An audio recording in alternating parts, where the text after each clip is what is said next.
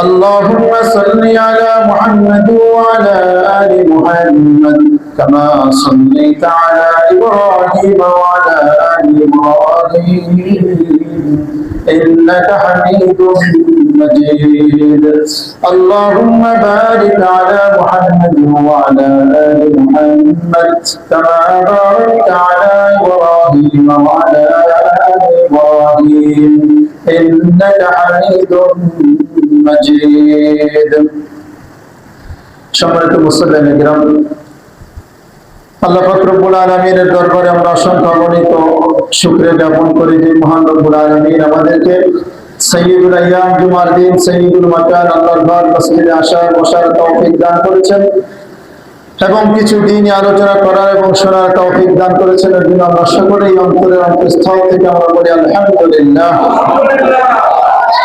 আমাদের আলোচনা চলতেছিল জুমার দিনের গুরুত্ব এবং ফজিলত এবং এই দিনের করণীয় কি, বর্জনীয় কি, এবং জুমার নামাজ আদায় করার কি ফজিলত, ত্যাগ করার কি শাস্তি, এই কয়েকটি শিরোনামে আমাদের আলোচনার কথা ছিল। আমরা গত সপ্তাহে দুইটি শিরোনামের আলোচনা আমরা শেষ করতে পেরেছি, আর বাকি আলোচনা ইনশাআল্লাহ আজকে শেষ করার নিয়ত আছে। আলোচনা করতেছিলাম যে জুমার দিনের ফজিলতটা আমরা বুঝতে পেরেছি। জুমার দিন পুরো সপ্তাহের মধ্যে একটা শ্রেষ্ঠ দিন, সপ্তাহের দিনগুলোর মধ্যে জুমার দিন হচ্ছে একটা নেতা বা সর্দার, সাইয়্যিদুল আইয়াম বলা হয়। তো জুমার দিনের জন্য আমাদের করণীয় কি ছিল? প্রথম কথা ছিল যে ফজরের নামাজ জামাতের সহিত মসজিদে এসে জামাতের সহিত আদায় করা। আর 2 নম্বরের মধ্যে ছিল আরো 5টি কাজ। প্রথম কাজকে আমরা আমল করতে পেরেছি। যদি জিজ্ঞেস করি আজকে ফজরের নামাজ কে কে পড়েছেন, মসজিদে হোক বা ঘরে হোক, জামাতে হোক বা একাকী হোক, পড়লেই হয়েছে, এরকমও যদি জিজ্ঞেস করি সৎ সাহস আছে? ইনশাআল্লাহ প্রস্তুত থাকেন। একটু শেষের দিকে যখন সময় আসবে তখন জিজ্ঞেস করবো, সামনে পড়ে হবে ইনশাআল্লাহ। এত আলোচনা করলাম, এত ফজিলত শুনলাম, এখন যদি আমাদের জুমার বয়ান, এটা তো একটা ক্লাসের মতো, কি বলেন আপনারা? শেখার জন্য আসেন না এখানে? ইমাম সাহেব কিছু বলে আপনারা শিখবেন, কোরআন হাদিস শিখে। মাঝে মাঝে একটু পরীক্ষা করার দরকার আছে না নাই? একটু আমলের পরীক্ষা নেওয়ার দরকার আছে। যদি আমলের পরীক্ষা নেওয়া না হয় তাহলে আমলের প্রতি আমাদের গুরুত্ব বাড়বে না, বরং কমে যাবে। হুজুর বলছে আমাদের শোনার দরকার, আমরা শুনছি, আমলের কি দরকার, এরকম অবস্থা হবে। কিন্তু আমি মনে করি যে আপনাদের ভালোর জন্য, একজন মুসল্লির তার জীবন গড়ার জন্য, ইসলামিক জীবন গড়ার জন্য তার এরকম শুধু জুমার বয়ান শুনলে হবে না, মাঝে মাঝে একটা আমলের পরীক্ষাও দেওয়ার দরকার আছে। কি বলেন আপনারা? এতে কি আপনারা অসন্তুষ্ট হবেন?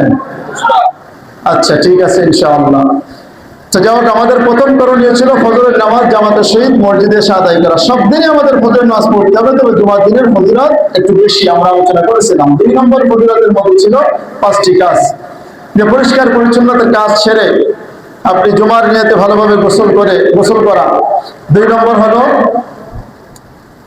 একটু আগে ভাগে মসজিদে আসা। তারপরে 3 নম্বর যে কোনো অনর্থক কাজ না করা। 4 নম্বর মনোযোগ দিয়ে ইমামের কাছাকাছি বসার চেষ্টা করা, মনোযোগ দিয়ে খুতবা শোনা। আরেকটি কাজ হলো আপনার উত্তম পোশাক পরিধান করা, এইগুলো আর কি। আজকে ইনশাআল্লাহ 7ম নম্বর করণীয় নিয়ে আলোচনা করব। 7ম এবং 8ম। 7ম নম্বরে বলা হয়েছে জুমার দিনে একজন মুসলমান সেজন্য মিসওয়াক করে। জুমার দিনের গুরুত্ব বেশি, বাদবাকি সবসময় মিসওয়াকের গুরুত্ব রয়েছে। আমরা হাদিস পড়লে আমরা টের পাবো যে মিসওয়াকের কত গুরুত্ব। আর 8 নম্বর হলো সুগন্ধি ব্যবহার করা, একটু সুঘ্রাণ ব্যবহার করে, অ্যালকোহল মুক্ত। তো দেখেন, একজন মানুষের পবিত্রতা, তার পরিচ্ছন্নতা, এগুলো শুধুমাত্র বাহ্যিক সৌন্দর্য নয়, বরং এগুলো মানুষের ঈমানের একটা অংশ। সুবহানাল্লাহ পড়ি। নবীজি সাল্লাল্লাহু আলাইহি ওয়াসাল্লাম হাদিসের মধ্যে বলেন, আত-তুহুরু শাতরুল ঈমান, যে পবিত্রতা হলো ঈমানের অর্ধেকাংশ। সুবহানাল্লাহ পড়ি আমরা। পবিত্রতা ঈমানের একটা অর্ধেক অংশ, অর্থাৎ এটা শুধু বাহ্যিক সৌন্দর্য নয়, আপনি পবিত্র থাকবেন, পরিচ্ছন্ন থাকবেন, পরিষ্কার থাকবেন, আপনি মুমিন, এটা আপনার অন্যতম একটা বৈশিষ্ট্য।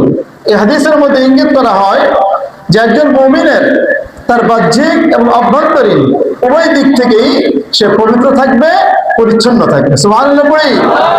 কারণ একজন মানুষের শুধু বাহ্যিক অবস্থা, পোশাকাদি দেখলে হবে না, তার অন্তরটাও পরিষ্কার থাকতে হবে, গুণামুক্ত থাকতে হবে, হিংসামুক্ত থাকতে হবে। তার অন্তরের মধ্যে তার অন্তরটা যেন হীরার মতো চকচক করে, এটাই হাদিসের মধ্যে বুঝিয়েছে যে শুধুমাত্র বাহ্যিক সৌন্দর্য বা বাহ্যিক পবিত্রতা উদ্দেশ্য নয়, বরং তার প্রকাশ্য অপ্রকাশ্য উভয় অংশই পবিত্র থাকা চান। আর এই পবিত্রতা এবং পরিচ্ছন্নতা, এটা দেখেন মানুষের ইবাদতের জন্য যেমনি ভাবে তার ঈমান থাকাটা অপরিহার্য শর্ত, ঈমান না থাকলে তার কোনো কাজ ইবাদত বলে গণ্যই হবে না, ঠিক তেমনি ভাবে এই ইবাদতটাই গ্রহণযোগ্য হওয়ার জন্য, এই ইবাদতটাই আল্লাহ তাআলার কাছে কবুল হওয়ার জন্য এই পবিত্রতা, পরিচ্ছন্নতা অপরিহার্য একটি শর্ত। আর এই পবিত্রতা, পরিচ্ছন্নতা এগুলো অর্জন হয় যতগুলো পদ্ধতির মাধ্যমে, তার মধ্যে অন্যতম হলো এই মিসওয়াক ব্যবহার করা। সুবহানাল্লাহ বলি আমরা। নবীজি সাল্লাল্লাহু আলাইহি ওয়াসাল্লাম বলেন যে মিসওয়াকের গুরুত্ব এত বেশি, নবীজি বলেন তাসাওয়াকু ফাইন্নাস সিওয়াকা মাতহারাতুন লিল ফাম ওয়া মারদাতুন লির-রাব। নবীজি বলতেছেন যে তোমরা মিসওয়াক করো, বেশি বেশি মিসওয়াক করো, কারণ মিসওয়াক করাটা হলো মুখের পবিত্রতা এবং রবের সন্তুষ্টি। সুবহানাল্লাহ। আপনি যদি মিসওয়াক করে তাহলে খুশি হবেন কে? আমাদের রব, আমাদের আল্লাহ, তিনি খুশি হয়ে যাবেন। আর মুখের পবিত্রতা আছে, মুখের মধ্যে পবিত্রতা যদি না থাকে, আপনি নামাজে দাঁড়াইলেই পাশের মানুষ কষ্ট পাবে, আপনি একজনের সঙ্গে কথা বললেও একজন ভাই কষ্ট পাবে। সেজন্য যদিও দেখা যায় যে বর্তমান জামানায় আমরা মিসওয়াকের পরিবর্তে আমরা বিরাশটাই বেশি ব্যবহার করি। তো বিরাশ ব্যবহার করেন, অসুবিধা নেই, এটা জায়েজ আছে, কিন্তু বিরাশ ব্যবহারের মাধ্যমে হয়তো পরিষ্কার হবে, কিন্তু মিসওয়াকের সুন্নাত আদায় হবে না। এই জন্য বিরাশ আপনি ব্যবহার করেন, অসুবিধা নাই, কিন্তু বিরাশের পরে বা আগে আপনি মিসওয়াকটাও একটু ব্যবহার করেন, কি হিসাবে? সুন্নাত হিসাবে, নবীজির সুন্নাত হিসাবে। নবীজি বলেন জুমার দিনে তোমরা মিসওয়াককে আবশ্যক করে নাও। নবীজি বলেন ফামান জাআ ইলাল জুমআতি ফালইয়াগতাসিল ওয়া ইন কানা তিবুন ফালইয়ামাসসামিন ওয়া আলাইকুম বিসসিওয়াক। যেই ব্যক্তি জুমার নামাজ পড়তে আসবে সে যেন ভালোভাবে গোসল করে, এরপরে সুগন্ধি থাকলে সুগন্ধি ব্যবহার করে। এরপরে বলতেছেন আলাইকুম বিসসিওয়াক, তোমাদের জন্য, তোমরা নিজেরা নিজেদের জন্য মিসওয়াককে আবশ্যক করে নাও। সুবহানাল্লাহ। তাহলে জুমার দিনে মিসওয়াক ব্যবহার করে, সুগন্ধি ব্যবহার করে আমরা হাদিসের মধ্যে পাইলাম এটা আমাদের অন্যতম একটি করণীয়। আর মিসওয়াক ব্যবহার করা এটা আমাদের জন্য পবিত্রতার একটা অন্যতম মাধ্যম, মিসওয়াক ব্যবহার করা। নবীজি ওই হাদিসের মধ্যে বলেন যে তাসাওয়াকু ফাইন্নাস সিওয়াকা মাতহারাতুন লিল ফাম মারদাতুন লির-রাব। তোমরা বেশি বেশি মিসওয়াক করো, কেননা এই মিসওয়াকের মাধ্যমে মুখের মধ্যে পবিত্রতা আসে এবং আমাদের রব সন্তুষ্ট হয়ে যায়। নবী এরপরে বলেন মা জাআনি জিবরিল ইল্লা আওসানি বিসসিওয়াক। জিবরিল আমার কাছে যতবার এসেছে, যতবার আমার কাছে আগমন করেছে, প্রত্যেকবার সে আমাকে মিসওয়াকের উপদেশ দিয়েছে। হাত্তা খাশিতু আন ইফরাদা আলাইয়া ওয়া আলা উম্মতি। এমনকি আমি আশঙ্কা করতেছিলাম যে এত বারবার জিবরিল কেন আমাকে মিসওয়াকের কথা বলতেছে। আমি মনে করতেছিলাম, আশঙ্কা করতেছিলাম যে হয়তো এই মিসওয়াক আমার উপর এবং আমার উম্মতের উপর ফরজ হয়ে যাবে। নবীজি সাল্লাল্লাহু আলাইহি ওয়াসাল্লামের আগের হাদিসের মধ্যে বলেন লাউলা আন আশুক্কা আলা উম্মতি লা আমারতুহুম বিসসিওয়াক। যদি আমার উম্মতের উপর আশঙ্কা, কষ্টের আশঙ্কা মনে না হতো, কষ্টের আশঙ্কা যদি আমার না হতো, তাহলে আমি আমার উম্মতকে প্রত্যেক নামাজের আগে মিসওয়াক করাকে ফরজ করে দিতাম। সুবহানাল্লাহ করি। এত গুরুত্ব যে বলতেছেন যে আমার ধারণা হয় যে ফরজ হয়ে যাবে, এত বারবার জিবরিল আমিন বলতেছেন। আবার বলতেছেন যে আমার উম্মতের উপর প্রত্যেক অর্থে যদি মিসওয়াক দিয়ে ফরজ করে দিই তাহলে কষ্ট হয়ে যাবে, এজন্য ফরজ করে দিলাম। আমি শুধু যদি বলতাম যে আদেশ করে দিতাম তাহলে এটা ফরজ হয়ে যাবে। যেটা ফরজ রাখেন, এটা সুন্নাত হিসেবে রেখেছেন। এজন্য প্রত্যেক নামাজের আগে আমরা মেসওয়াক করবো, পারবো তো ইনশাআল্লাহ? প্রত্যেক নামাজের আগে মেসওয়াক করবো, আর জুমার দিন অবশ্যই আমরা করবো। মেসওয়াক কি আমরা করেছি আজকে গোসল করার আগে? আলহামদুলিল্লাহ, যারা মেসওয়াক করেছেন মাশাআল্লাহ, ভালো সুন্নাত আদায় করেছেন। মেসওয়াক পকেটে থাকুক আর না থাকুক, আপনি যেখানে ওযু করবেন কমপক্ষে মেসওয়াকটা যেন আপনার করা হয়। যদি এমন অবস্থায় যে এক জায়গায় গেছেন পকেটে মেসওয়াক নিতে ভুলে গেছেন, তখন কমপক্ষে সুন্নাতের আদায়ের উদ্দেশ্যে আঙ্গুল দিয়ে হলেও যেন একটু মেসওয়াকটা করে নেওয়া হয়, কারণ এখন অপরক মেসওয়াক কাছে নেই। এই জন্য আঙ্গুল দিয়ে হলেও মেসওয়াকটা করে নিতে হবে, সুন্নাত পালনের আশায়, সুন্নাতের মহব্বতের আশায়। সুন্নাতের মহব্বত যদি আমাদের মধ্যে থাকে তাহলে দেখা যাবে যেগুলো সহজ হয়ে যাবে। এই জন্য আমরা মেসওয়াক করবো তো ইনশাআল্লাহ। 2 নম্বর হলো সুগন্ধি ব্যবহার করা। 8 নম্বর আর কি, সুগন্ধি ব্যবহার করা। সুগন্ধি কার কাছে পছন্দ না? সবার কাছেই পছন্দ। দুনিয়ায় এমন কোনো মানুষ নাই যার কাছে সুগন্ধি পছন্দ না, সবার কাছেই সবাই সুগন্ধি পছন্দ করে। এমনকি আমাদের নবীজি সাল্লাল্লাহু আলাইহি ওয়াসাল্লাম তিনিও সবচেয়ে বেশি পছন্দ করতেন সুগন্ধি। সুবহানাল্লাহ। নবীজি বলেন, দুনিয়ার পার্থিব সম্পদের মধ্যে হুব্বিবা ইলাইয়া মিনাদ দুনিয়া আন-নিসা ওয়াত-তিব ওয়া জুইলা কুররাতু আইনি ফিস সালাহ। নবীজি বলেন, পার্থিব সম্পদের মধ্যে আমার কাছে সবচেয়ে 2টি জিনিস বেশি প্রিয় করে তোলা হয়েছে, এবং নামাজকে আমার চোখের শীতলতা বানিয়ে দেওয়া হয়েছে। নবীজি বলেন, হুব্বিবা ইলাইয়া মিনাদ দুনিয়া, 2টি জিনিসকে আমার কাছে প্রিয় করা হয়েছে। 1 নম্বর হলো আন-নিসা, 2 নম্বর হলো অতীব, 1 নম্বর হলো স্ত্রী, 2 নম্বর হলো সুগন্ধি ব্যবহার করা। স্ত্রীকে ভালোবাসার দরকার আছে না নাই ভাইরা আমার? স্ত্রীকে ভালো না বাসে যদি আমরা বাইরে যদি কোনো ব্যক্তির দিকে তাকাই, কোনো মহিলার দিকে তাকাই, ভাইরা আমার, এটা তাকানো যাবে না। আল্লাহ তাআলা আপনার জন্য বৈধ করে দিয়েছেন একটা বিবাহের মাধ্যমে, যে আপনার মধ্যে যেই চাহিদা আল্লাহ তাআলা দিয়ে দিয়েছেন সেটা পূরণেরও তো ব্যবস্থা দরকার আছে। কি বলেন? সেই পূরণের ব্যবস্থা আল্লাহ তাআলা দিয়ে দিয়েছেন স্ত্রীর মাধ্যমে। তোমার বাইরে কোনো মেয়েকে দেখতে মনে চায়, দেখিও না, চক্ষু বন্ধ করে ঘরে চলে যাও। তোমার স্ত্রীকে তুমি যতবার দেখবা ততবার তোমার সওয়াব লাভ হবে। বলেন সুবহানাল্লাহ। মুসলমান হাজিরিন, আর যদি স্ত্রীকে বাদ দিয়ে যদি আপনি মাছি পড়া জিনিসের দিকে তাকাইতে চান, কি বলেন? মাছি পড়া জিনিস, যেই ব্যক্তি বেপরদায় চলে, যেই মহিলা বেপরদায় চলে, তার নিজের সৌন্দর্য মানুষকে দেখায় বাড়ায়, ওই ব্যক্তি ছোলা কলা বা মাছি পড়া মিষ্টির মতো। কথা বলেন ঠিক কিনা মুসলমান? মাছি পড়া জিনিসের মতো। মাছি পড়া জিনিসকে আমরা খাইতে চাই? যদি একবার দেখি যে তাতে মাছি পড়েছে, আমরা কেউ খাইতে চাই না। ওই যে ছোটবেলায় গল্প শুনেছি, কলা বিক্রি করতে নিয়ে গিয়েছে, বিক্রি হয়ে গেছে খুব তাড়াতাড়ি। পরের দিন মনে করছে আমার কলা তো খুব ভালো, পরের দিন কলা শুনিয়ে নিয়ে গেছে, কলা ছেলে নিয়ে গেছে, যে আগের দিন খোসা সহ যদি এত বিক্রি হয়েছে তো ছেলে দিলে তো তাদের জন্য সহজ হবে, এই জন্য বেশি করে বিক্রি হবে, এই আশায় গেছে। কিন্তু ঘটনা উল্টে গেল। মুসলমান হাজিরিন, দুনিয়ার মধ্যে দেখবেন সবচেয়ে দামি যেই জিনিসটা, আমরা সেই জিনিসকে সবচেয়ে বেশি পর্যাবৃত করি।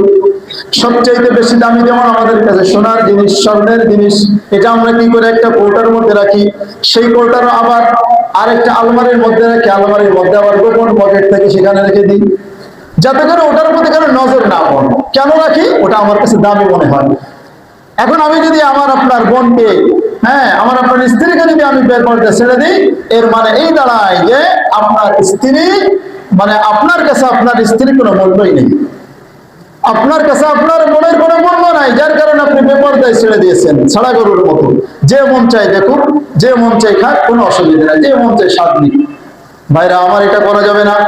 যেই পুরুষ তার স্ত্রীকে পর্দায় রাখতে পারে না, হাদিসের ভাষা ওই ব্যক্তি হলো দাইয়ুস। একজন মেয়ের কারণে কয়েকজন পুরুষ দাইয়ুস হয়ে যায়। তার বাবা দাইয়ুস হয়, তার বড় ভাই দাইয়ুস হয়, তার স্বামী দাইয়ুস হয়, তার ছেলে যদি বড় থাকে তার ছেলেও দাইয়ুস হয়ে যায়। এই জন্য লক্ষ্য রাখতে হবে, আমার মা যেন বেপরদায় না থাকে, আমার স্ত্রী যেন বেপরদায় না থাকে, আমার বোন যেন বেপরদায় না থাকে।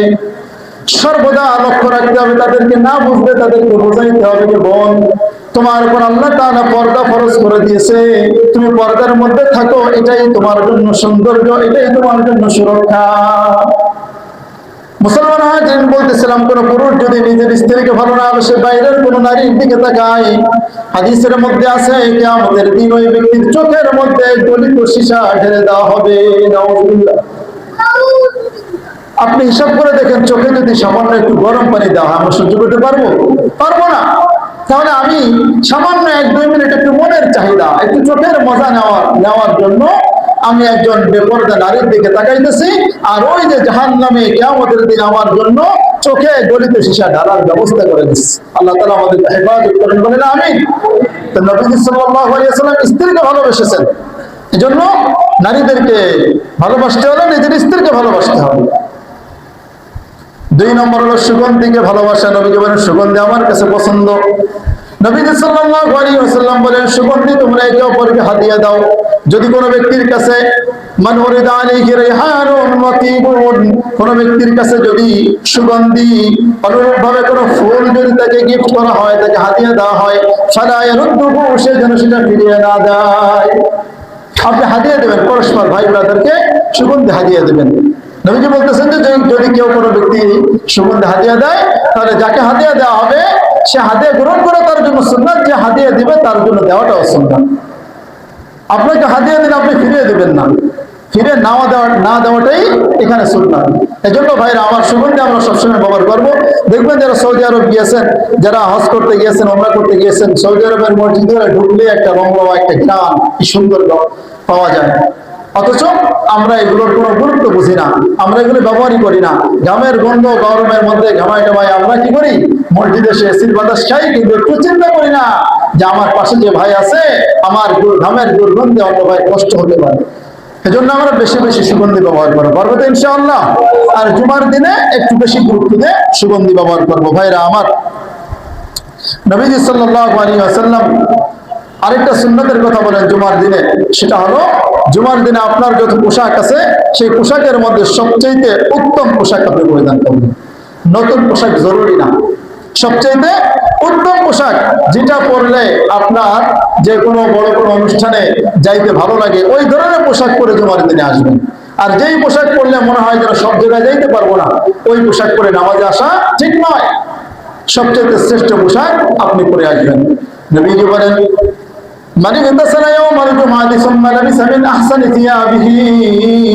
যেই ব্যক্তি জুমার দিনে গোসল করার পর সুন্দর পোশাক, তার মধ্যে উত্তম পোশাক পরিধান করে, হাদিসের শেষে বলা হইতেছে ফাকানাত কাফারাতুন লিমা বাইনাহা ওয়া বাইনাল জুমআতি আল্লাতী ক্বাবলাহা।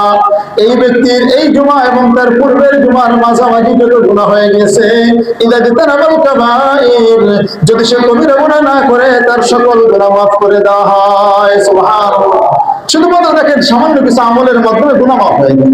একটু সুগন্ধি ব্যবহার করবেন, একটু ভালো কাপড় পরিধান করে মসজিদে আসবেন আল্লাহকে সন্তুষ্ট করার জন্য, তো দেখবেন যে আল্লাহ তাআলা আপনার এই 2 জুমার মাঝে যে সময়টা যত সগীরা গুনাহ থাকবে আল্লাহ তাআলা শুধু আমলের মাধ্যমে মাফ করে দিবেন। সুবহানাল্লাহ। এজন্য আমরা কি পারবো তো যে প্রত্যেক জুমায় আমরা একটু সবচেয়ে ভালো কাপড়টা আমরা পরিধান করে আসবো।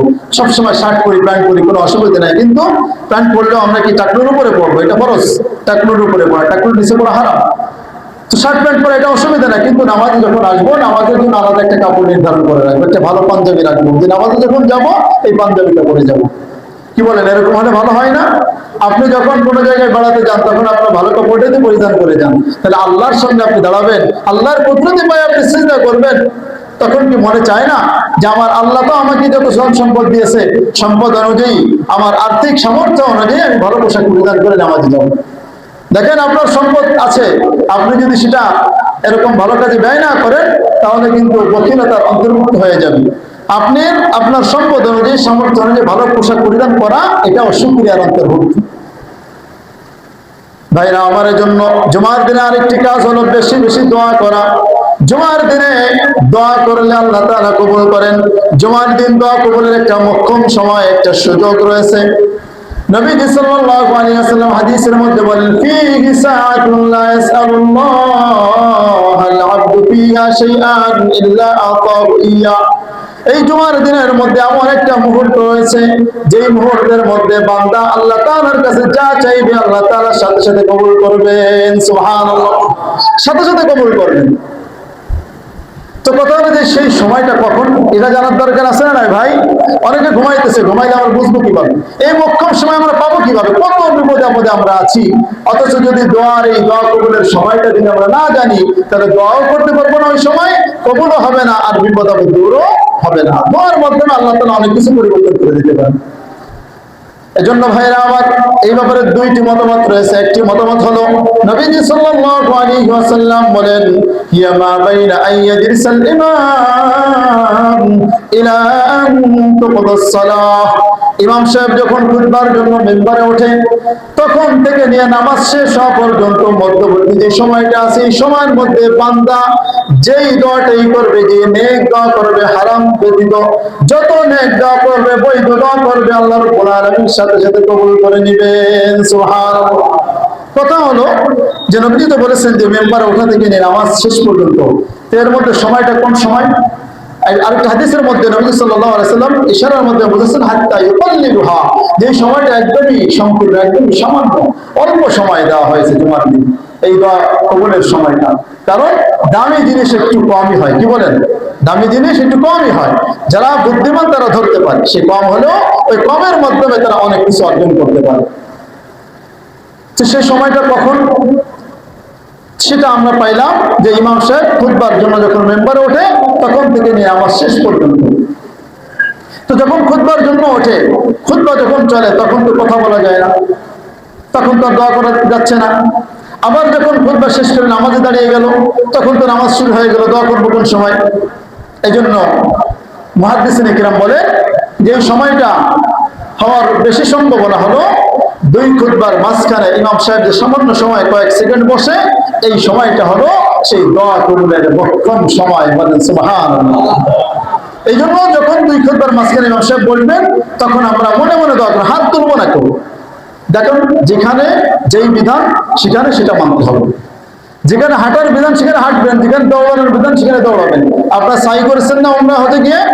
সাই করতে হয়, সাই করার সময় দেখবেন যে একটা জায়গা আছে আপনার সবুজ বাতি থাকে, ওই জায়গায় গিয়ে একটু দৌড় দিতে হয়, কষ্ট হলেও দৌড় দিতে হবে সওয়াবের আশায়, আর বাকি জায়গায় স্বাভাবিক হাঁটতেই হবে। তো এটাই নিয়ম, আল্লাহর আদেশ যেখানে যেরকম সেখানে সেরকম করতে হবে। তো বললেন যে কেউ যদি বলে যে এখানে দৌড়াতে হবে, পুরোটাই দৌড়াবো, তাহলে কি হবে? আল্লাহর আদেশ মানা হবে? হবে না। যদি বললো যে না, সব জায়গায় হাঁটতেছি আমি, এখানে কেন আমি দৌড়াবো, এমন প্রশ্ন করার সুযোগ আছে? নাই। বরং আল্লাহ তাআলা যেটা আদেশ করতেছেন সেটা তুমি সেভাবেই মেনে নাও। এই জন্য দোয়া করার সাধারণ নীতি তো হাত তুলে দোয়া করা, হাত তুলে দোয়া করলে দোয়া কবুল হয়। কিন্তু এই সময় হাত তোলার বিধান নাই, এই সময় আপনি এমনি দোয়া করলে আল্লাহ তাআলা কবুল করে নেবেন। সুবহানাল্লাহ। মনে মনে আপনার যেটা সবচেয়ে বেশি প্রয়োজন সেটা আপনি মনে মনে চাইবেন। আপনার কি অসুস্থ, দোয়া করবেন। আপনি বিপদে আছেন, আল্লাহ বিপদ থেকে আমাকে মুক্তি দাও। আপনার ব্যবসায় লস হয়ে যাচ্ছে, আপনি দোয়া করেন, আল্লাহ তাআলা অবশ্যই কবুল করবেন। ইয়াকিন নিয়ে, বিশ্বাস নিয়ে আপনি ওই সময়ের মধ্যে মনে মনে চোখ দুটো বন্ধ করে আপনি আল্লাহর কাছে যা ইচ্ছে তাই চান, শুধু হারাম জিনিস চাইতে পারবেন না, অবৈধ জিনিস চাইতে পারবেন না। অবৈধ জিনিস চাইলে কবুল তো হবেই না, বরং গুনাহগার হতে হবে। তো এই হলো একটা মত, যে দোয়া কবুলের সময় হলো ইমাম সাহেব যখন মেম্বারে ওঠে তখন থেকে নিয়ে নামাজ শেষ হওয়ার আগ পর্যন্ত। এর মধ্যে আপনি খুতবা শুনবেন, খুতবা শোনা বাদে বাকি যে সময়টা পাইবেন আপনি দোয়া করবেন আল্লাহর কাছে। আরেকটি কওয়াল পাওয়া যায়, সেটা হলো হযরত আব্দুল্লাহ ইবনে ওমর রাদিয়াল্লাহু আনহু, তিনি আবু মুসা আশআরী রাদিয়াল্লাহু আনহুর ছেলের কাছে জিজ্ঞেস করলেন, জুমার দিনে যেই দোয়া কবুলের যে সময়টা, এই বিষয় কি তোমার বাবা কিছু রাসূল সাল্লাল্লাহু আলাইহি ওয়াসাল্লাম থেকে শুনেছে? তখন তিনি বলেন, হ্যাঁ, আমার বাবা আবু মুসা আশআরী তিনি শুনেছেন, তার থেকে তাকে আমি বলতে শুনেছি। আবু মুসা আশআরী রাদিয়াল্লাহু আনহু বলেন, সামি'তু রাসূলুল্লাহি সাল্লাল্লাহু আলাইহি ওয়াসাল্লাম ইয়াকুল, আমি নবীজি সাল্লাল্লাহু আলাইহি ওয়াসাল্লামকে বলতে শুনেছি। সেই সময়টা হলো নবীজি সাল্লাল্লাহু আলাইহি ওয়াসাল্লাম বলেন, ফালতামিসুহা আখির সাআতিন বাদাল আসর, সেই সময়টা হলো তোমরা তালাশ করো জুমার দিনে আসরের পরে মাগরিবের আগ মুহূর্তে, অর্থাৎ আসরের যে ওয়াক্ত, এই ওয়াক্তের সর্বশেষ সময়ের মধ্যে।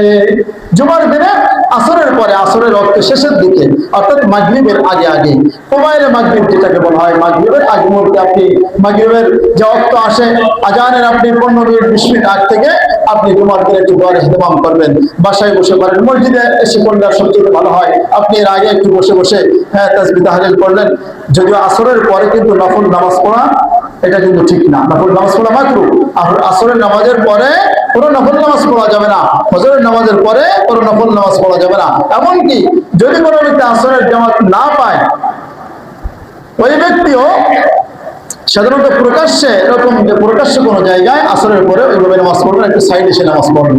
অন্যভাবে আসরের পরে কোনো ব্যক্তি কাজা নামাজও পড়া ঠিক না তার জন্য। পড়লে বাড়িতে বসে পড়বে, মসজিদে পড়লে মানুষে মনে করবে এই ব্যক্তি মনে আসরের পরে নফল পড়তেছে, তার ভুল ধারণা হবে। এজন্য আসরের পরে কোনো নামাজ পড়া যাবে না, কোনো নফল নামাজ পড়া যাবে না। আপনি আগে আগে আইসা একটু তাসবিহ তাহলিল করলেন, আল্লাহর দিকে নিবদ্ধ হলেন, দুরূদ শরীফ পড়লেন, আল্লাহর প্রশংসা করলেন, আল্লাহর কাছে দোয়া করলেন, হাত তুলে আযান পর্যন্ত আপনি আল্লাহর কাছে দোয়া করতে থাকেন, ইনশাআল্লাহ এই দোয়া কবুল হবে। তাহলে জুমার দিনে বেশি বেশি কি করা? দোয়া করা। এই দোয়া করলে আল্লাহ তাআলা কবুল করেন। দুইটা সময় আমরা পাইলাম, একটা হলো কখন? দুই খুতবার মাঝখানে, আর একটা হলো জুমার দিনে আসরের পরে মাগরিবের আগে আগে। ভাইরা আমার, এরপরে 11 নম্বর করণীয় হলো জুমার দিনে যারা কোরআন তিলাওয়াত করতে পারে, আসলে এটা বলা ঠিক না। কোরআন তিলাওয়াত তো প্রত্যেকটা মুসলমানের জন্য করা ফরজ। কোরআন তিলাওয়াত শিখা প্রত্যেকটা মুসলমানের জন্য ফরজ। তো জুমার দিনের একটি করণীয় সুন্নাত হলো পবিত্র কোরআনের 114টি সূরার মধ্যে 18 নং সূরা সূরাতুল কাহফ তিলাওয়াত করা। এই সূরাটা কোরআনের 18 নম্বর সূরা। সূরার মধ্যে রয়েছে 110টি আয়াত। এই সূরাকে বলা হয় কোরআনের মধ্যখান, যেটাকে বলতে গেলে বলা হয় সূরাতুল কোরআন, কোরআনের নাভি, কোরআনের মধ্যস্থান। এই সূরার মধ্যে একটা জায়গা আছে যেখানে এই পুরো শব্দের দিক দিয়ে কোরআনের মধ্যখান, আর সূরার দিক দিয়ে এই সূরা কাহফটা হলো মধ্যখান জায়গা। এই সূরা যদি কোনো ব্যক্তি পাঠ করে, কোনো ব্যক্তি শিখে, তাহলে মনে রাখবেন যে দুনিয়ার মধ্যে কিয়ামতের আগে যত বড় ফিতনা আসবে, সবচেয়ে বড় ফিতনা হলো দাজ্জালি ফিতনা। এই সূরা পাঠ করলে আল্লাহ তাআলা ওই ব্যক্তিকে দাজ্জালি ফিতনা থেকে হেফাজত করবেন, বলেন সুবহানাল্লাহ। যদি কোনো ব্যক্তি পুরো সূরা মুখস্থ করতে না পারে, অসুবিধা নাই। যদি কোনো ব্যক্তি শুধুমাত্র হাদিসের মধ্যে আবু দারদা রাদিয়াল্লাহু আনহু থেকে বর্ণিত সুনান আবু দাউদ, নবীজি সাল্লাল্লাহু আলাইহি ওয়াসাল্লাম বলেন, মান হাফিযা 10 আয়াতিন মিন আউয়ালি সূরাতিল কাহফি উসিমা মিনাদ দাজ্জাল।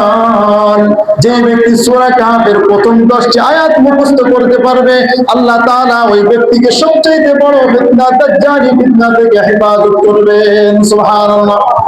শুধু তাই নয়, হাদিসের মধ্যে এসেছে, মুসনাদ আহমদের মধ্যে, যদি কোনো ব্যক্তি সূরার শেষ 10টি আয়াত যদি মুখস্থ করতে পারে, মান করা 10 আয়াতিন মিন আখিরিল কাহফি উসিমা মিন ফিতনাতিদ দাজ্জাল, ওই ব্যক্তিকেও দাজ্জালের ফিতনা থেকে হেফাজত করা হবে, বলেন সুবহানাল্লাহ। আর যারা বলেন সুবহানাল্লাহ। ভাইরা আমার, শুধু তাই নয়, যদি কোনো ব্যক্তি জুমার দিনে পুরো সূরা কাহফ দেখে দেখেও যদি তিলাওয়াত করে, তাহলে এই তিলাওয়াত করলে হাদিসের মধ্যে নবী সাল্লাল্লাহু আলাইহি ওয়াসাল্লাম বলেন, মান ক্বারা সূরাতাল কাহফি ফি ইয়াউমিল জুমআতি আযাআ লাহু মিনান নূরি মা বাইনাল জুমআতাইন। যে ব্যক্তি জুমার দিনে সূরা কাহফ তিলাওয়াত করবে, ওই ব্যক্তির জন্য তার এই জুমা থেকে পূর্বের জুমা এর মাঝামাঝি সময়টার মধ্যে তার জন্য জ্যোতির্ময় হয়ে যাবে, তার জন্য নূর দান করা হবে, সুবহানাল্লাহ বলি। মুসলমান হাজিরিন, তাফসীরের মধ্যে আসে, কোন ব্যক্তি যদি প্রত্যেক জুমায় এইরকম সূরা কাহফ তিলাওয়াত করে, দাজ্জালি ফিতনা থেকে তো হেফাজত হইবে, নূর পাইবে 2 সপ্তাহ মধ্যবর্তী সময়। কিয়ামতের দিন এই সূরা কাহফের কারণে ওই ব্যক্তির জন্য আল্লাহ তাআলা নূর দান করবেন, সুবহানাল্লাহ। এজন্য কিয়ামতের দিন ভাই নূরের বহুত প্রয়োজন, নূরের বহুত প্রয়োজন। অন্ধকার রাস্তায় আপনি চলতে পারবেন না নূর ছাড়া। সূরা হাদীদের মধ্যে বিস্তারিত বর্ণিত হয়েছে যে সেদিন মুমিনরা তাদের নূর নিয়ে সামনে আগাবে, কোন সিরাত পার হয়ে যাবে এই নূরের মাধ্যমে। কারো নূর হবে অনেক বড়, কারো নূর ছোট, কারো এই নূরটা হবে অল্প নিবু নিবু করে। আর মুনাফিক যারা, তাদের নূর কোন সিরাতের কাছে গিয়ে খপ করে নিভে যাবে।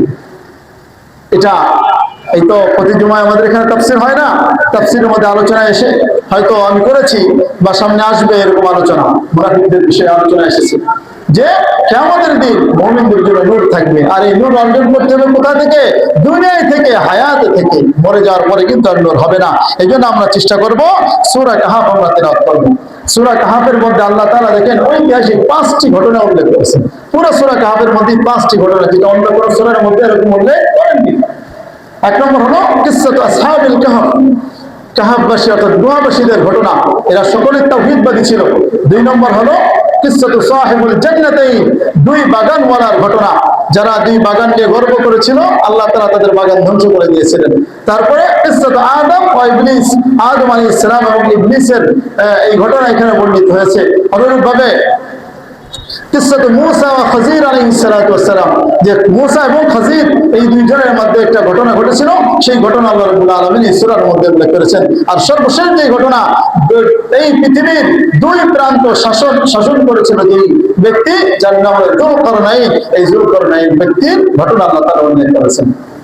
ভাইরা আমার, এই জন্য সূরা কাহফ জুমার দিনে আসলে আমরা একটু বেশি গুরুত্ব দিয়ে পড়বো। যদি আমরা পড়তে পারি তাহলে দেখা যাবে যে কিয়ামতের দিন আল্লাহ তাআলা এটাকে আমাদের জন্য নূর হিসেবে বানিয়ে দেবেন। বলি সুবহানাল্লাহ। জুমার দিনে আরেকটি অন্যতম কাজ হলো বৃহস্পতিবার মাগরিব থেকে শুরু করে শুক্রবার মাগরিব পর্যন্ত দুরূদ শরীফের আমল বেশি বেশি করা, বেশি বেশি দুরূদ পড়া। সবচেয়ে বেশি বেশি দুরূদ পড়তে হবে। এই দুরূদ পড়লে দেখা যাবে যে নবীজি বলেন যে এই ব্যক্তি এরকম দুরূদ পড়বে, তার জন্য আমার শাফাআত ওয়াজিব হয়ে যাবে। বলেন সুবহানাল্লাহ। এজন্য ভাইরা আমার, জান্নাতে যদি যেতে চাই তাহলে নবীজির প্রতি দুরূদ ছাড়া বা নবীর শাফাআত ছাড়া কিন্তু আমরা জান্নাতে যাইতে পারবো না। স্বয়ং আল্লাহ রাব্বুল আলামিন সূরা আহজাবের একটি আয়াত, যেটা আমরা অনেকেই জানি, ইন্নাল্লাহা ওয়া মালাইকাতাহু ইউসাল্লুনা আলান নবী ইয়া আইয়ুহাল্লাযীনা আমানু সাল্লু আলাইহি ওয়া সাল্লিমু তাসলিমা। রব্বুল আলামিন বলেন যে আল্লাহ রব্বুল আলামিন এবং আল্লাহ রব্বুল আলামিন তার নবীর প্রতি, তার হাবিবের প্রতি রহমত নাযিল করেন এবং ফেরেশতারা তার জন্য রহমত নাযিলের দোয়া করেন, ইস্তিগফার করেন। আল্লাহ রাব্বুল আলামিন এরপরে বলতেছেন ঈমানদারদেরকে লক্ষ্য করে, ইয়া আইয়ুহাল্লাযীনা আমানু, ঈমানদার বান্দাগণ, সাল্লু আলাইহি ওয়া সাল্লিমু তাসলিমা, তোমরা আমার নবী মুহাম্মদ সাল্লাল্লাহু আলাইহি ওয়াসাল্লামের প্রতি দরুদ ও সালাম পাঠ করো। বলেন সুবহানাল্লাহ। কি আদেশ করতেছেন? আল্লাহ রাব্বুল আলামিন আদেশ করতেছেন যে আমার নবীর প্রতি তোমরা দরুদ ও সালাম পাঠ করো। দরুদ ও সালাম পাঠ করে, দরুদের এত ফজিলত যে যদি কোনো ব্যক্তি নবীর প্রতি একবার দরুদ পড়ে, নবীজি বলেন মান সাল্লা আলাইয়া সালাতান ওয়াহিদাতান, যে ব্যক্তি আমার প্রতি একবার দরুদ শরীফ পাঠ করে মুহাব্বতের সহিত, আল্লাহ তাআলা সাল্লাল্লাহু আলাইহি আশরা সালাওয়াতিন, আল্লাহ তাআলা ওই ব্যক্তির উপর 10টি রহমত নাযিল করবেন। সুবহানাল্লাহ। শুধু তাই না, ওয়াহুত্তাত আনহু ওয়া আশরু খতিআতিহি, তার থেকে 10টি গুনাহ মাফ করে দেওয়া হবে। এবং নবী সাল্লাল্লাহু আলাইহি ওয়াসাল্লাম আরো বলেন, ওই ব্যক্তির জন্য 10টি আশরু দারাজাতিন ওয়া রুফিআত আশরু দারাজাতিন, ওই ব্যক্তির জন্য 10টি মর্যাদা দান করা হবে। বলেন সুবহানাল্লাহ। এজন্য নবীর প্রতি দরুদ পড়ার দরকার আছে না নাই ভাই? নবীর প্রতি বেশি বেশি দরুদ পড়তে হবে সব সময়। আপনি বিপদে পড়বেন, দরুদ পড়েন, ইনশাআল্লাহ এই দরুদের মাধ্যমে আল্লাহ রাব্বুল আলামিন বিপদ দূর করে দিবেন। নবী সাল্লাল্লাহু আলাইহি ওয়াসাল্লাম বলেন, তোমাদের কাছে ইন্না আফদাল আইয়ামিকুম ইয়াউমুল জুমআ, তোমাদের মধ্যে এই দিন সমূহের মধ্যে সবচেয়ে শ্রেষ্ঠ দিন হলো, উত্তম দিন হলো জুমার দিন। অতএব তোমরা এই দিনে আমার উপর বেশি করে তোমরা দরুদ শরীফ পাঠ করো। নবীজি বলতেছেন এই দিনে বেশি বেশি তুমি দরুদ শরীফ পাঠ করো। যদি তুমি এই দিনে আমার পরিবেশ বেশি দরুদ শরীফ পাঠ করতে পারো, নবীজি বলেন যে যতই তুমি যেখানেই থাকো না কেন, ফাইন্না সালাতাকুম মা'রুদাতুন আলাইয়া, তোমরা যেখানেই থাকো, পৃথিবীর আনাচে কানাচে যে জায়গায় থাকো না কেন, যেখানে বসে তুমি আমার প্রতি দরুদ পাঠ করবে, সেই দরুদ আল্লাহ তাআলা তার ফেরেশতাদের মাধ্যমে আমার কাছে উপস্থিত করে দিবেন। বলেন সুবহানাল্লাহ। মা'রুদাতুন আলাই, নবীজি বলেন আমার কাছে পেশ করা হয়, তুমি যেই দরুদ পড়ো সেটা আমার সামনে নিয়ে আসা হয় এবং বলা হয় এটা অমুকের ছেলে অমুক জায়গায় মালিকপুরের অমুকের ছেলে অমুক আপনার প্রতি দরুদ পড়েছে, এইভাবে ফেরেশতারা নিয়ে যায়। বলেন সুবহানাল্লাহ। বলেন ভাইরা আমার, আমরা কি চাই না যে আমার নামটা, আমার বাবার নাম সহ আমার নবীর কাছে পৌঁছায়? কি বলেন, আমরা চাই কি চাই না? তাহলে আমরা বেশি বেশি দরুদ পাঠ করব। সাহাবীরা জিজ্ঞেস করলেন, ইয়া রাসূলুল্লাহ কাইফা তু'রাদু আলাইকা, কিভাবে কাইফা তু'রাদু আলাইকা সালাতানা, আমাদের দরুদ কিভাবে আপনার কাছে পেশ করা হবে, অথচ এখন তো আপনি জীবিত আছেন, ওয়াকাদ আরামতা, এক সময় তো আপনি মৃত্যুবরণ করবেন, এক সময় আপনি মৃত্যুবরণ করবেন, তখন আপনার সামনে কিভাবে পৌঁছাবে? নবীজি সাল্লাল্লাহু আলাইহি ওয়াসাল্লাম জবাব দিলেন, ইন্নাল্লাহা আযজা ওয়া জাল্লা ক্বাদ হাররামা আলাল আরদি আজসাদাল আমবিয়া আলাইহিমুস সালাম। নবীজি বলেন, জেনে রাখো, জমিনের জন্য নবীদের দেহ গ্রাস করা আল্লাহ রাব্বুল আলামিন হারাম করে দিয়েছেন। সুবহানাল্লাহ। নবীদের দেহ পচবে না, এবং তারা শুধু পচে না, তারা সেখানে জীবিত থাকেন। হাদিসের মধ্যে সাল্লাম বিয়াও আহইয়াউন ফি কুবুরিহিম, তারা তাদের কবরের মধ্যে জিন্দা থাকে। যদিও কিছু কিছু ভাই এই আকীদাটা মনে রাখবেন, বিশ্বাসটা অনেক মানুষ মনে রাখে যে নবী ইন্তেকালই করেননি। এটা ভুল। কোরআনের আয়াতের মধ্যে আল্লাহ তাআলা বলেন, ইন্নাকা মাইয়িতুন ওয়া ইন্নাকুম মাইয়িতুন, আপনি মরণশীল।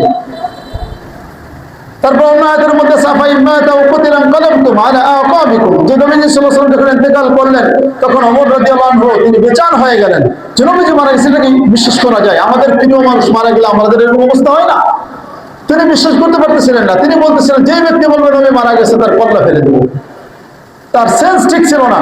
আবু বকর রাদিয়াল্লাহু আনহু শান্ত মেজাজের মানুষ, তিনি সাথে সাথে আয়াত পড়ে শোনায় দিলেন, তোমার কি আয়াতের কথা মনে নাই যে নবী যদি মারা যায় অথবা তাকে যদি হত্যা করা হয় তাহলে তোমরা কি তার দিন থেকে সরে যাবে?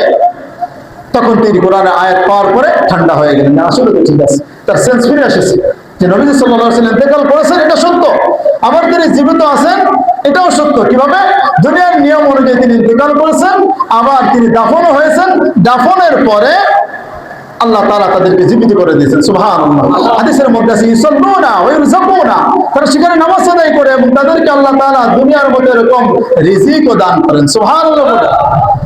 এজন্য ভাইরা আমার, আমি আপনি দূর বহু দূর থেকেও যদি দুরূদ পাঠ করি, যেখানে বসে আমি আপনি দুরূদ পাঠ করি না কেন, পৃথিবীর আনা ঠিকানা আছে, নবীজি সাল্লাল্লাহু আলাইহি ওয়াসাল্লাম বলেন, আল্লাহ তাআলার পক্ষ থেকে অনেকগুলো ফেরেশতা বিচরণ করতে থাকে। ফাইন্না লিল্লাহি মালাইকাতান সাইয়াহিন, অনেকগুলো ফেরেশতা তারা বিচরণ করতে থাকে, খুঁজতে থাকে। মানুষ যেখান থেকেই হোক না কেন, যদি কোনো ব্যক্তি পৃথিবীর অন্য প্রান্ত থেকে দুরূদ পাঠ করে, এই ফেরেশতাগণ, এই ফেরেশতারা তারা এই দুরূদগুলো নিয়ে আমার নবীর কাছে পৌঁছে দেয়। বলেন সুবহানাল্লাহ। নবী আরেক হাদিসের মধ্যে বলেন, যে ব্যক্তি আমার জন্য দুরূদ পাঠ করে, যদি সে অনুপস্থিত থাকে, যে ব্যক্তি আমার কবরের পাশে, মান সাল্লা আলাইহি সালাতান ইনদা কবরি সামিআতুহু, যে ব্যক্তি আমার কবরের পাশে দুরূদ পাঠ করবে, আমি স্বয়ং তার এই দুরূদ শুনতে পাই। বলেন সুবহানাল্লাহ। মনে চায় না নবীর রওজায় গিয়ে একটু দুরূদ পড়ি? কার কার মনে চায়?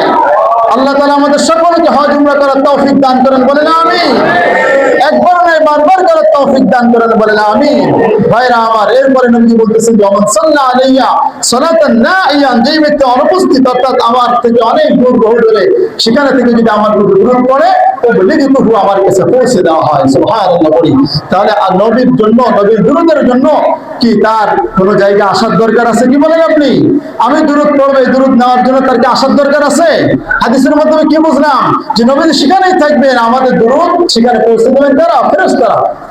অতএব তার কোনো জায়গায় যাওয়ার কোনো প্রয়োজন হয় না। যদিও কিছু ভাই বোঝে না বুঝে হয়তো এরকম আকীদা ধারণ করে, এরকম বিশ্বাস রাখে। এরকম বিশ্বাস রাখা ঠিক নয়।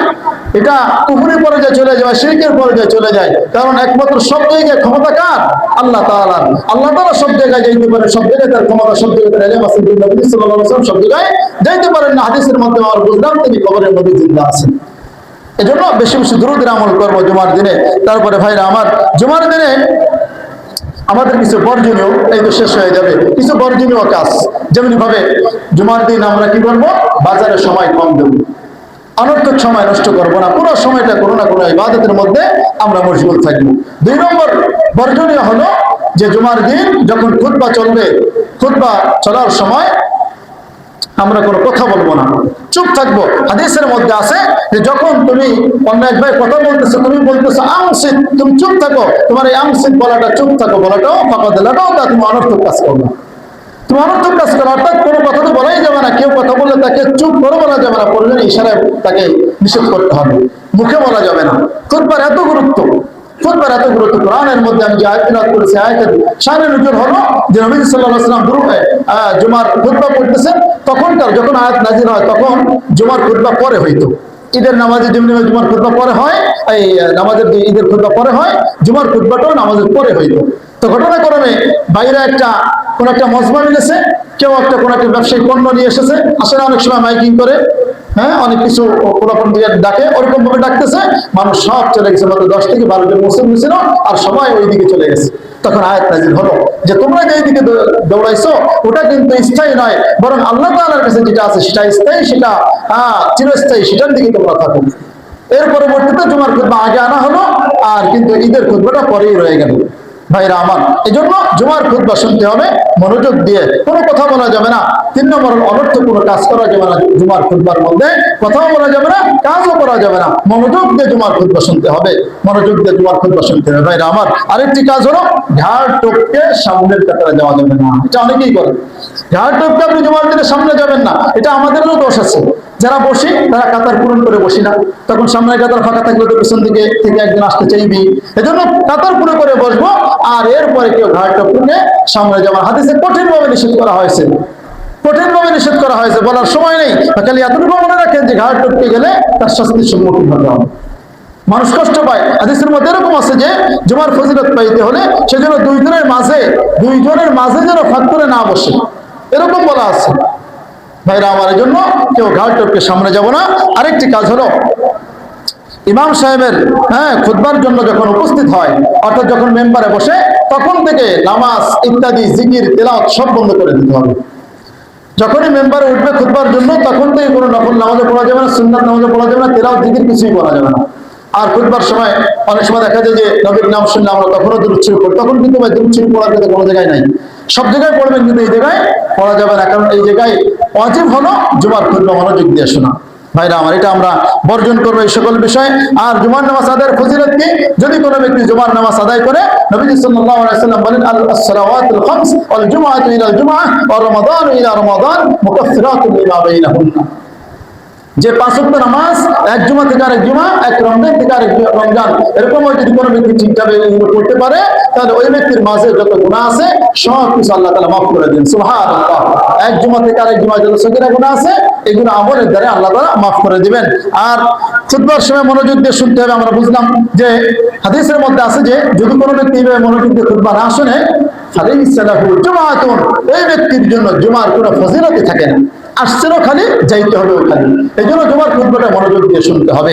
আর সর্বশেষ কথা হলো যে ভাই, ইচ্ছাকৃত ভাবে বিনা ওজরে, এই কোনো ওজর আপনার নাই, এই অবস্থায় যদি আপনি জুমার নামাজ ত্যাগ করেন, নবী সাল্লাল্লাহু আলাইহি ওয়াসাল্লাম বলেন যে লা ইয়াখতিমান্না আলা কুলুবিহিম, যে আল্লাহ তাআলা ওই ব্যক্তিদের অন্তরে মোহর মেরে দেন, ওই ব্যক্তির অন্তরে মোহর মেরে দেন। তিরমিজি শরীফের আরেকটা হাদিসের মধ্যে আসছে, স্পষ্ট করে উল্লেখ করা আছে, মান তারাকা সালাসা জুমআতিন, 3টা জুমা লাগাতার যদি কোনো ব্যক্তি ছেড়ে দেয়, ওই ব্যক্তির অন্তরে মোহর মেরে দেওয়া হয়। যেই ব্যক্তির অন্তরে মোহর মেরে দেওয়া হয়, আমরা তাফসীর করেছি, তাফসীরের মধ্যে বর্ণিত হয়েছে মানুষের মোহর মেরে দেওয়া মানে তার অন্তর এভাবে আস্তে আস্তে একটা একটা করে আটকে যায়, এর মধ্যে ভালো জিনিস আর ঢোকে না, আর খারাপ জিনিস যা আছে তার বের হয় না। এই অবস্থায় যদি মারা যায়, বেঈমান হয়ে মারা যাবে। এই জন্য আমাদের অন্তরে যেন মোহর এটে না দেওয়া হয়, আমরা যেন কুফরের মধ্যে লিপ্ত না হয়। এই জন্য আমরা পারবো ইনশাআল্লাহ জুমার নামাজ গুরুত্ব সহকারে আদায় করবো। কারা কারা রাজি আছি ইনশাআল্লাহ? তো বলতেছিলাম যে কারা কারা আজকে ফজরের নামাজ পড়েছেন, তাদের সৎ সাহসে হাত জায়গায় দেখেন, তাদের জন্য দোয়া করবো। আল্লাহ তাআলা সকলকে 5 ওয়াক্ত নামাজি বানায় দিক, সমস্ত বিপদ আপদ দূর করে দিন, বলেন আমিন। যারা পড়েন নাই তারা কি হাত জাগাইতে পারবেন? তাদের জন্য দোয়া করবো। আল্লাহ তাআলা সবাইকে এই ফজরের নামাজ শুধু আজকে নয়, জুমার নামাজ নয়, জুমার দিন নয়, প্রতিদিন যেন ফজরের নামাজ জামাতের সাথে পড়ার তৌফিক দান করেন, বলেন আমিন। ভাইরা আমার, নামাজ ছাড়বো না। নামাজ ছাড়ার জন্য তো ভয়াবহ শাস্তিটা বহু আমরা আলোচনা করেছি, আমরা জানি। এই জন্য শুধু জুমার দিন নয়, প্রত্যেক দিন আমরা 5 ওয়াক্ত নামাজ পড়বো, আর করবো ইনশাআল্লাহ। আল্লাহ তাআলা আমাদের সকলকে জুমার নামাজ সহ 5 ওয়াক্ত নামাজ গুরুত্বের সহিত আদায় করার তৌফিক দান করেন, আমিন। আখির দাওয়ানা আলহামদুলিল্লাহি রাব্বিল আলামিন।